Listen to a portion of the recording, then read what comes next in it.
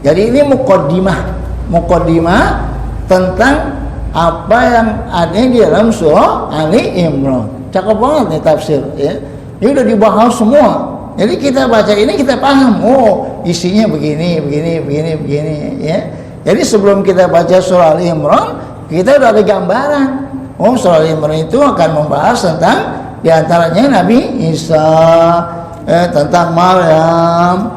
Kemudian juga ada juga hukum-hukum syariatnya ya, tentang kewajiban haji umpamanya ya.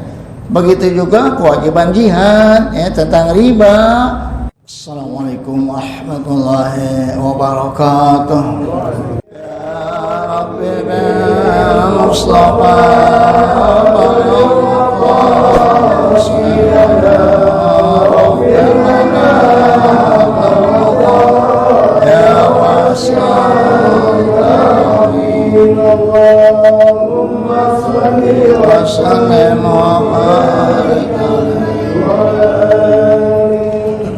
Bismillahirrahmanirrahim. Alhamdulillah Rabbil Alamin. Wassalatu wassalamu ala Sayyidina Muhammadin wa ala alihi wa sahbihi ajma'in. Subhanaka la ilma lana illa ma 'allamtana innaka antal alimul hakim. Rabbi shrah li sadri wa yassir li amri wahlul 'uqdatam min lisani yafqahu qawli. Amma ba'du. Faqad qala al-musannifu rahimallahu ta'ala wa nafa'ana bihi wa bi'ulumihi fid dharain amin. Fa inna surata Ali Imran qad tanawalat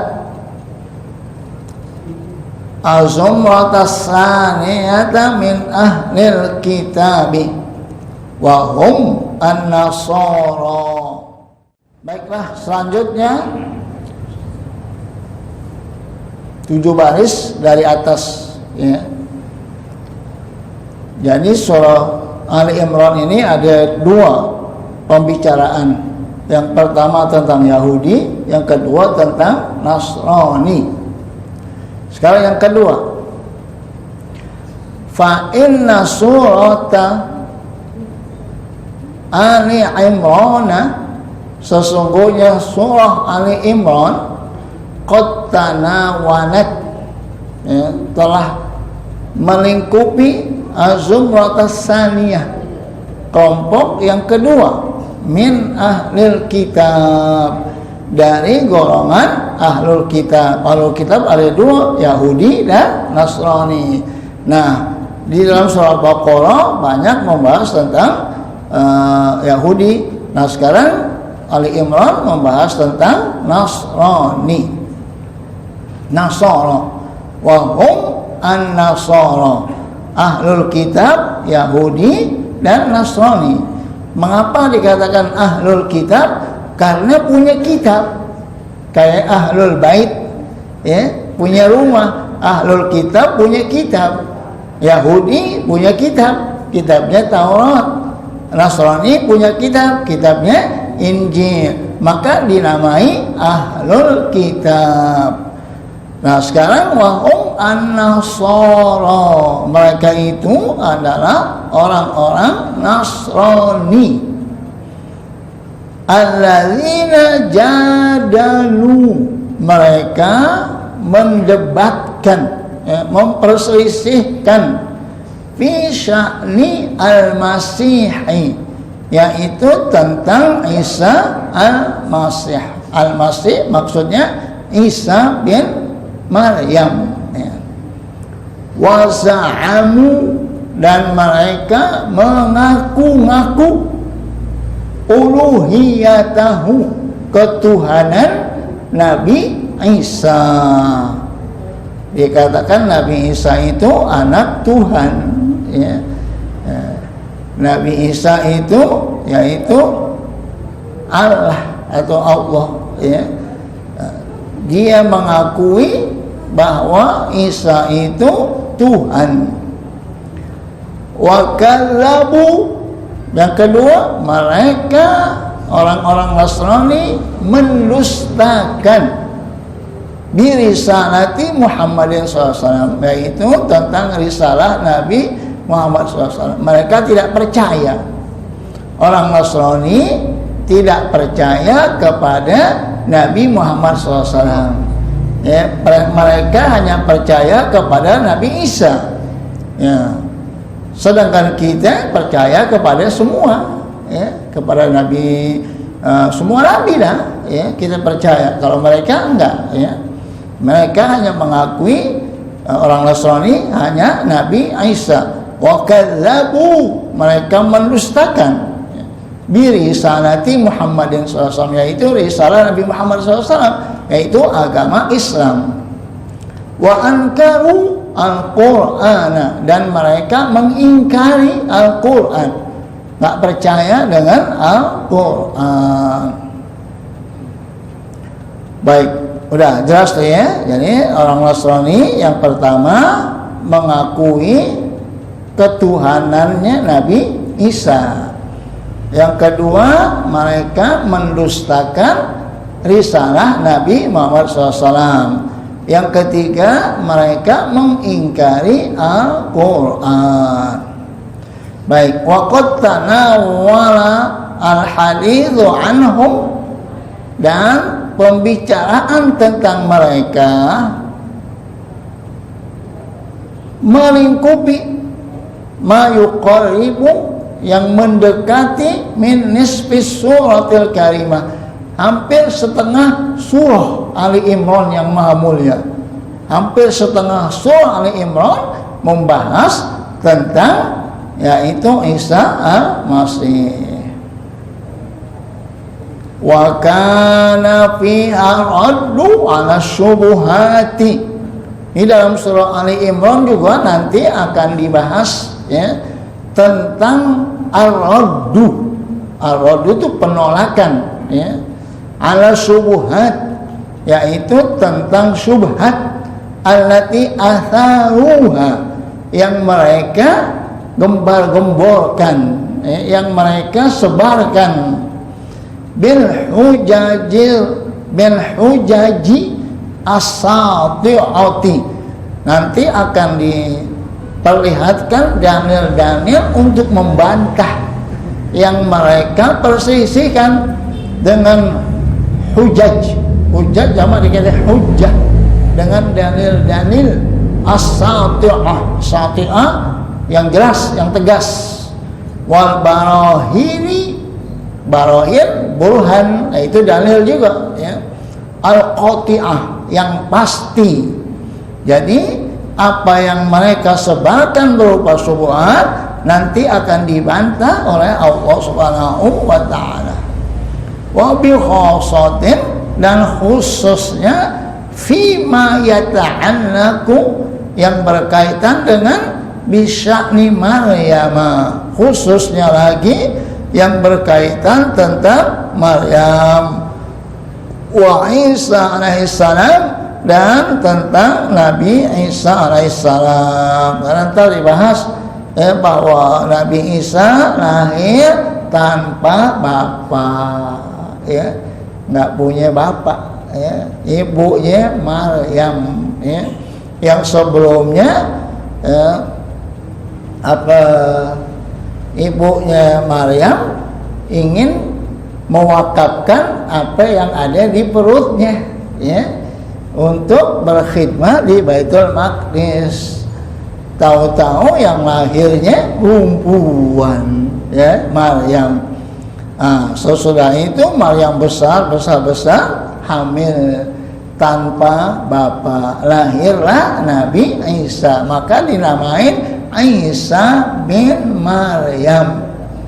Bapaknya nggak ada, memang betul-betul nggak ada, ya, kekuasaan Allah Subhanahu wa taala, makanya langsung dipanggil Maryam. Nggak ada di Quran nama perempuan kecuali Maryam, nggak ada. Imra'atu Aziz, ya, istri pembesar yang suka kita sebut Zulaikha, ya. Di Quran nggak ada, adanya Imra'atu Aziz, istri pembesar. Tapi banyak disebutkan di tafsir namanya Zulaikha.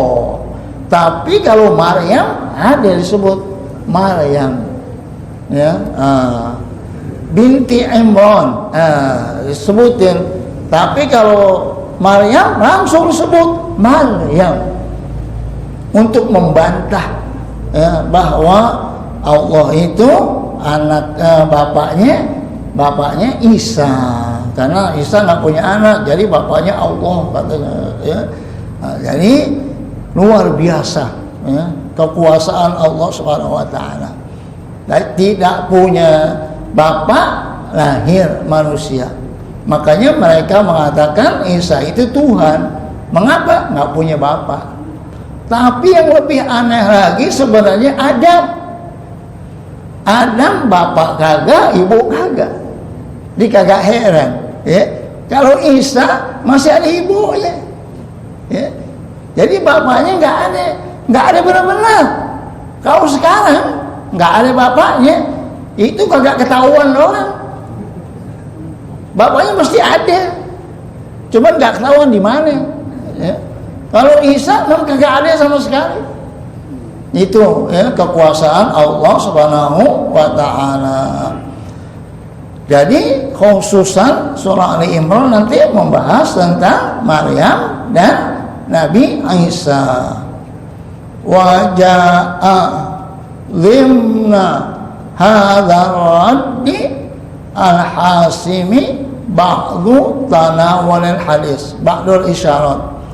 Wa jaa, dan nanti akan ada limna di dalam hadzal raddi, tentang penolakan ini, al-hasim yang kuat ya, yang tegas ya.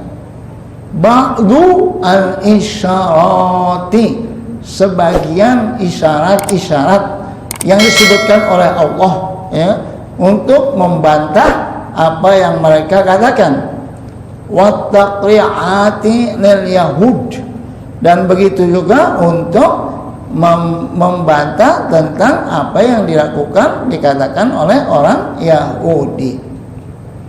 Wa tahdziri lil muslimin, dan juga untuk memberikan tahdzir ya, peringatan lil muslimin, kepada orang muslim, min kaidi, dari tipu daya, wa dasa isi itu kayak tipu daya juga ya,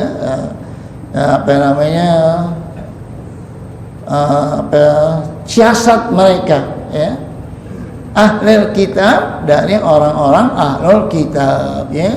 Di surah Ali Imran nanti dibahas juga tentang tipu daya dari orang-orang ahlul kitab, supaya umat Islam hati-hati.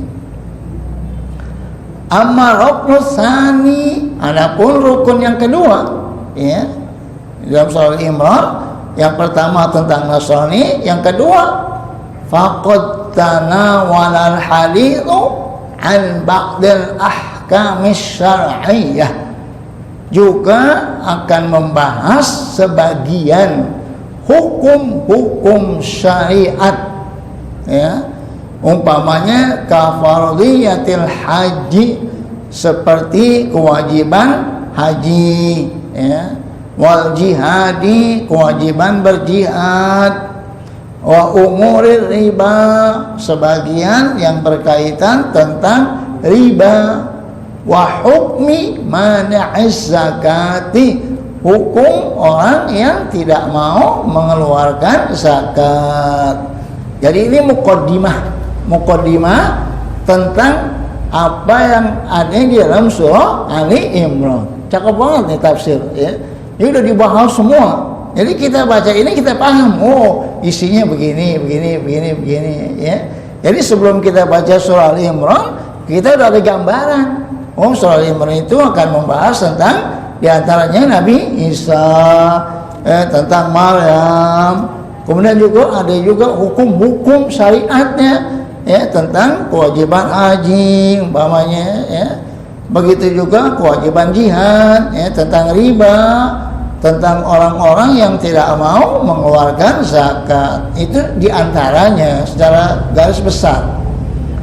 Wa qad ja'al haditsu bil ishab. Begitu juga nanti akan dibahas juga, ya, akan kita baca juga di dalam surah Imran panjang lebar tentang anil ghazawati, tentang peperangan yang dilakukan oleh Rasulullah, para sahabat dan umat Islam.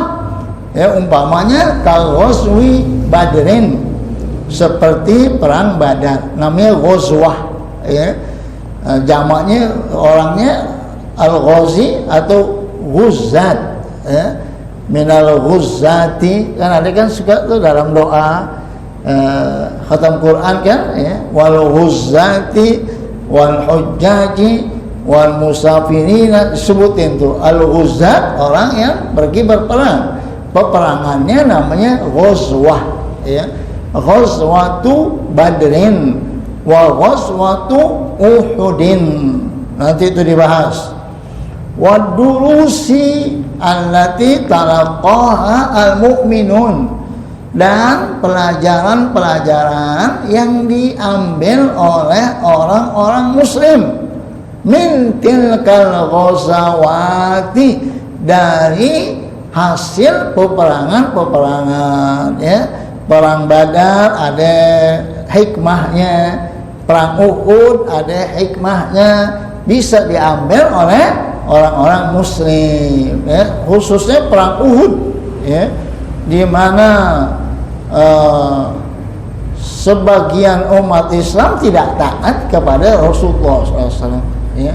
Pasukan yang ada di atas gunung, pasukan panah, ya, itu kata Rasulullah sebelum perang, yang di atas gunung, kalau kami menang, kami kalah, kamu jangan turun. Itu kata Nabi sebelum perang. Ketika terjadi peperangan dan Abu Sufyan dengan tentaranya kalah, kabur, meninggalkan pampasan perang, dibawa di atas gunung dia. Pasukan panah itu pasukan paling elit, kebanyakannya pakai pedang, ya, satu persatu pakai pedang. Kalau panah itu pasukan paling hebat, bayarannya juga upahnya lebih tinggi dia daripada pasukan yang pegang pedang atau jalan kaki. Nah, ketika Abu Sufyan kabur, semuanya yang di atas gunung nggak kuat melihat pampasan perang yang berserakan, pada turun. Abu Sufyan pintar, habis dia kabur dibalik lagi, jadi dia pada turun, habis banyak yang pada mati itu diantaranya. Tapi akhirnya dimaafkan oleh Allah Subhanahu Wa Taala. Hanya tujuannya, hikmahnya buat kita umat Islam, ya. Biasanya kalau sudah di atas, ya, itu di bawahnya itu nikmat semuanya itu, ya. Kalau kurang-kurang sabar, dia embat juga, ya. Akhirnya masuk penjara nanti, ya. Gitu, itu diantaranya itu hikmahnya itu, ya. Tapi semua sahabat-sahabat itu sudah dimaafkan oleh Allah Subhanahu Wa Taala. Jadi ada hikmahnya buat kita. Jadi semua kisah-kisah di dalam Al-Quran itu mengandung hikmah, mengandung durus, pelajaran buat kita yang membacanya, ya, supaya kita hati-hati dari kisah-kisah yang pernah terjadi, ya. Ada juga yang bisa kita ambil hikmahnya, ada juga yang bisa supaya kita hati-hati. Tapi semuanya sudah dimaafkan oleh Allah. Di antaranya itu perang Uhud, ya. Baik. Jadi wadurusi, durus itu darsun, jamak durus, yaitu pelajaran allati talaqaha, yang diambil oleh al-mu'minun, orang-orang mukmin, min tilkal ghazawati, dari peperangan-peperangan yang dilakukan oleh Nabi dan umat Islam. Ada peperangan yang diikuti oleh Rasulullah SAW, ada peperangan yang Rasulullah tidak mengikutinya. Nanti kita bahas tentang ghazawat, banyak ya, puluhan. Faqad intasaru fi Badrin. Nah, umat Islam telah menang waktu perang Badar ya. Perang Badar itu perang pertama kali itu ya. Umat Islam ada 330 ya. Orang-orang kafir jumlahnya 3 kali lipat ya. Tapi dengan pertolongan Allah umat Islam menang ya. Tidak ada dalam peperangan umat Islam kalah. Walaupun dalam perang Badar ya, terpukul mundur, banyak yang mati, banyak yang luka ya. Sampai Rasulullah pun giginya patah ya. Sampai mukanya robek ya. Tapi tidak ada yang kalah, terpukul mundur, tapi akhirnya menang. Semua peperangan menang dari awal sampai akhir. Baik. Wa ghazwatu Uhud wa hazamu, wa huzimu, dan mereka terpukul mundur fi Uhudin, di dalam perang Uhud. Lihat tuh. Ya, di sini dikatakan faqadin tasaru fi Badrin. Ya, umat Islam menang di dalam perang Badar, tapi terpukul mundur di dalam perang Uhud. Sebabnya apa? Yaitu bisa babi isyanihim li amri Rasulullah SAW, disebabkan mereka tidak taat kepada perintah Rasulullah SAW. Isyan itu kalau kita artikan tidak taat ya, dari kata aso, orang yang berbuat maksiat. Jadi di sini diartikan mereka sebabnya tidak taat kepada perintah Rasulullah SAW. Satu. Yang kedua, wasami'u ba'dal hasimati minal kuffari wal munafiqina katsiran, dan mereka mendengar ba'dal hazimah, sesudah mereka terpukul mundur, minal kuffari, perkataan dari orang kafir, wal munafiqin, yaitu, dan dari orang-orang munafik. Di zaman Nabi, orang munafik itu adalah orang yang menzahirkan keislamannya, tapi di hatinya membenci Islam. Itu yang kata Allah, innal munafiqina fid darkil asfali minan nar. Sesungguhnya orang munafik adanya di tempat paling dasar dari api neraka, paling bawah. Ya, orang kafir masih di atasnya, ini paling bawah. Kira-kira kalau paling bawah panas nggak? Itu munafik tuh. Dizahirkan, dia ke masjid, duduk di samping Nabi, ikut perang biasa, tapi di hatinya membenci Islam. Itu munafik akidah. Ya, itu fid darkil asfali minan nar. Ada juga orang munafik yang imannya tetap beriman, tapi perbuatannya ya, yang kata Nabi, ayatul munafiqi salasatun, idza haddatsa kadzaba, wa idza wa'ada akhlafa, wa idza dumina khana. Ya kan? Ya. Ayatul munafiqi salasun, tiga ya. Idza haddatsa kadzaba, kalau ngomong bohong, itu tandanya orang munafik. Idza wa'ada akhlafa, kalau janji nggak ditepatin. Wa idza tumina khana, kalau dikasih kepercayaan dia khianat, tandanya munafik. Tapi kita nggak boleh ya mengatakan si A munafik, nggak boleh. Ya, paling kita katakan orang yang kalau ngomong bohong itu munafik, nah itu nggak apa-apa. Tapi kalau menyebut nama si A munafik, si B munafik, nggak boleh, karena hatinya kita nggak tahu. Ya, Jadi lebih aman kita katakan orang yang kalau ngomong suka bohong, namanya munafik. Orang yang kalau janji nggak ditepatin, itu namanya munafik.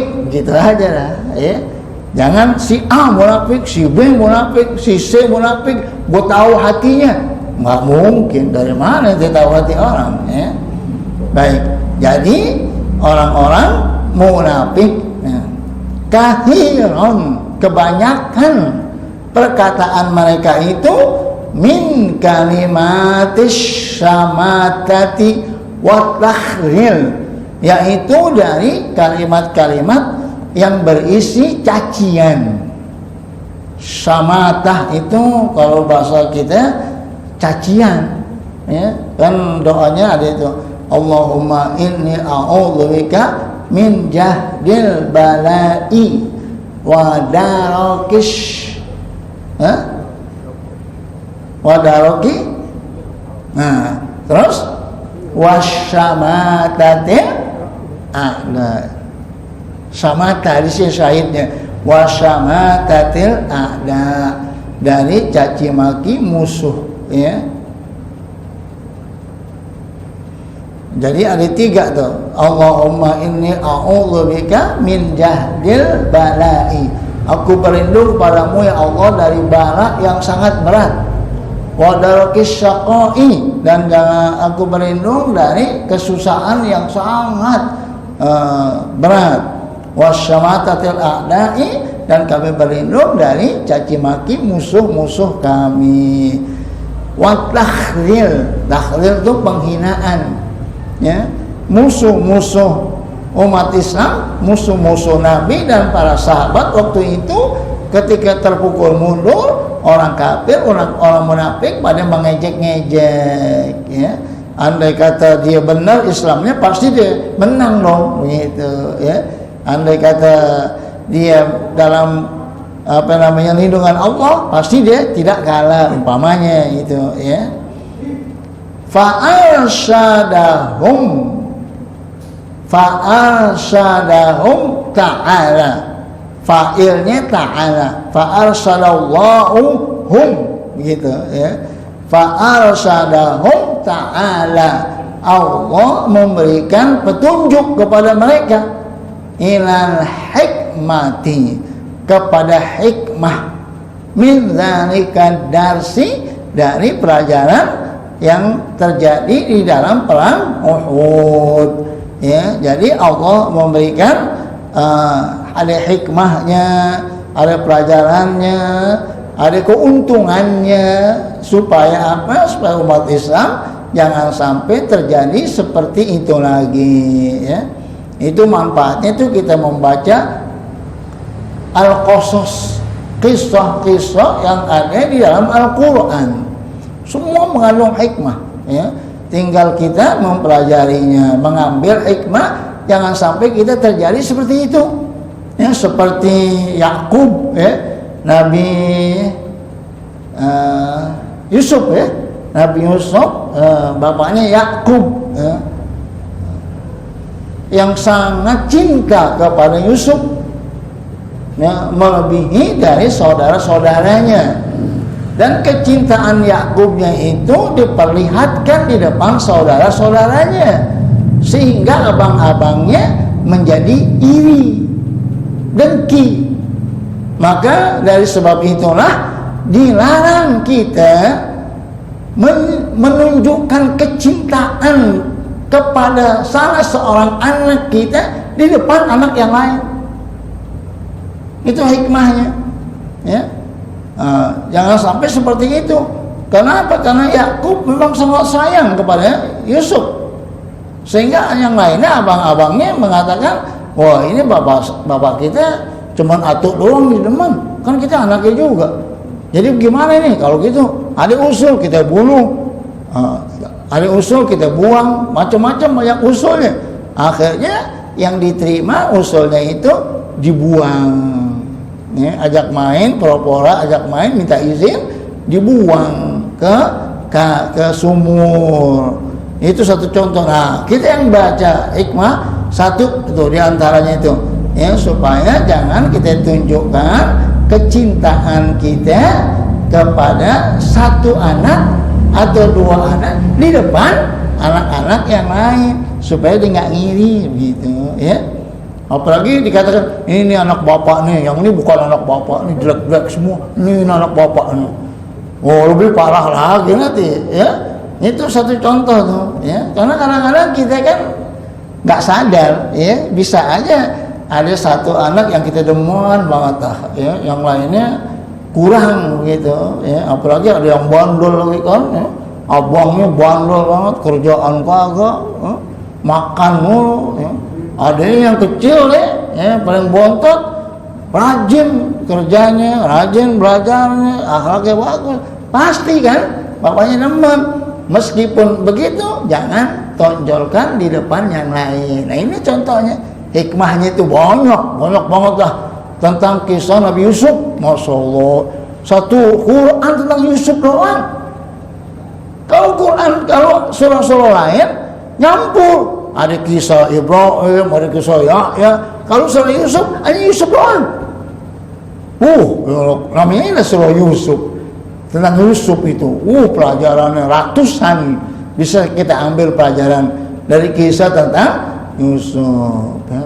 Yang diambil cuman waktu 7 bulanin doang ya, supaya anaknya cakep gitu ya. Baca surah Yusuf ya, supaya anaknya cakep, padahal ya diantaranya begitu ya. Yang jelas hikmahnya banyak. Nah, begitu juga di surah Ali Imran. Baik. Fa'arsalahum ta'ala ilal hikmati min dzalikal darsi, maka Allah memberikan petunjuk kepada mereka bahwa banyak sekali pelajaran yang bisa diambil hikmahnya. Wahiyya, nah di antaranya anallaha, bahwa Allah yuridu, ingin tathira, untuk membersihkan sufufi al-mu'minin. Allah ingin membersihkan barisan orang mukmin. Itu hikmahnya ya. Dengan kejadian seperti ini bisa ketahuan mana yang mukmin sebenarnya, mana yang munafik ya. Itu jadi diantaranya wahya anallaha yuridu tathira sufufil mu'minin. Allah ingin membersihkan barisan orang mukmin. Makanya kebanyakan kita lemah nih karena di dalam kita banyak orang munafik. Pakaian seperti kita, dia ngaji, dia ke masjid, dia zikir, dia baca Quran ya, dia ikut dakwah ya, tapi dia munafik. Akhirnya dari dalam kita terpecah belah. Ini dia nih. Makanya Allah ingin membersihkan barisan orang-orang mukmin. Ya sekarang tadi ya, corona ketahuan ya, siapa yang imannya kuat, siapa yang imannya lemah, siapa yang takut mati kelihatan ya, siapa yang berani mati kelihatan, siapa yang nggak tahu aja ini penyakit ya, itu kelihatan ya. Kalau yang berani mati dia ngaji tidak ada. Kalau yang takut mati nggak ke masjid, sembahyang kagak, Jumatan kagak, di rumah aja ya. Ketemu orang ngumpet ya, kagak salaman, kagak ngomong, diem aja ya. Mati juga ya. Nah, dalam keadaan seperti ini lagi corona, masya Allah pada datang ngaji, hujan-hujan pada ngaji ya, habis bersihin rumahnya banjir masih sempat ngaji juga ya. Jadi nggak pikirin itu ya. Itu berarti imannya kuat. Ada orang yang kesempetan, alhamdulillah corona gue nggak ngaji lah, di rumah aja ya. Sampai Jumatan aja kagak ya, berjamaah kagak, hadir majelis taklim kagak, libur dulu dah lagi corona, nggak kemana-mana ya. Makan aja di rumah, makan aja ya. gumbrot atau ya. Kita biasa aja ya, gila ngaji ya ngaji ya. Kita bukannya berarti kita berani mati, bukan ya.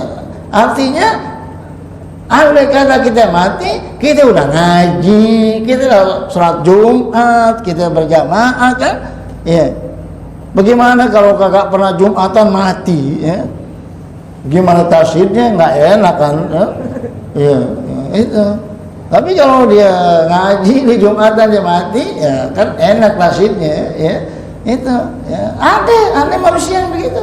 Ya. Ada dulu di kampung saya itu ada pas Lebaran ditulisin di rumahnya, tidak menerima tamu meskipun saudara. Sampai begitu, kata saudaranya, masya Allah sampai begitu banget. Di pas Lebaran, puasa tuh nggak terawih lah di rumahnya.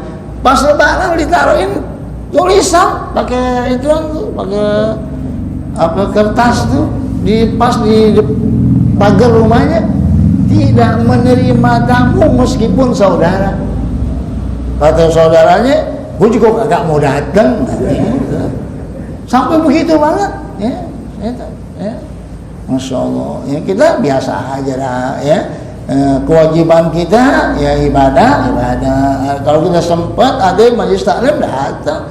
Kalau kita takut ya duduknya jaga jarak, agak apa ya. Biasa aja ya. Kalau nggak mati sekarang, tahun depan mati ya. Mati juga ya. Nggak mati karena corona, bisa aja mati karena jantung, karena gula, karena jatuh, mati juga ya. Mati juga nggak? Mati juga ya. Jadi selagi kita sehat, selagi kita kesempatan, selagi kuat, ayo ya. Ngaji begini menguatkan iman, menguatkan imun ya. Bukannya imun jadi kuat, kita ngaji ya, kita girang, ada di majelis taklim ya, dengan dalam hatinya, gue mati gue nggak apa-apa, gue udah ngaji gitu kan ya. Nih ngaji kagak mati nih, benar mati juga ya. Jadi lihat loh ya, untuk dibersihkannya sop orang mukmin, barisan orang mukmin, biar ketahuan mana yang mukmin haqqan, mana yang tidak mukmin haqqan, mana yang kuat imannya, mana yang lemah ya. Min arbabil qulubil fasidah, dari berbagai macam hati yang sudah rusak ya. Liyumayyiza bainal khabithi wat thayyibi, untuk Allah bedakan mana orang yang baik, mana orang yang tidak baik. Cukup dah ya, sampai tamyiz bainal khabithi wat thayyibi.